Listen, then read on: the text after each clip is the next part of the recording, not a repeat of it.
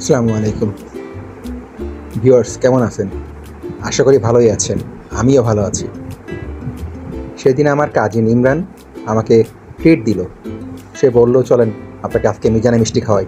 তো সেই কারণেই, সেই উদ্দেশ্যেই আমাদের মিজানের মিষ্টি দোকানে যাওয়া। মিজানের মিষ্টির দোকান পটুয়াখালী সদর থেকে কিছু সামনে বদরপুর নামক একটা জায়গায় অবস্থিত। মিষ্টির টেস্ট যতটা শুনেছিলাম অনেক ভালো, অনেক অনেক কিছু, ততটা না। আমার কাছে মিডিয়াম পর্যায়ে লেগেছে। হ্যাঁ, হয়তোবা অনেকের কাছে অনেক ভালো লাগে, বাট আমার কাছে মিডিয়াম পর্যায়ে লেগেছে। ধন্যবাদ, ভালো থাকবেন।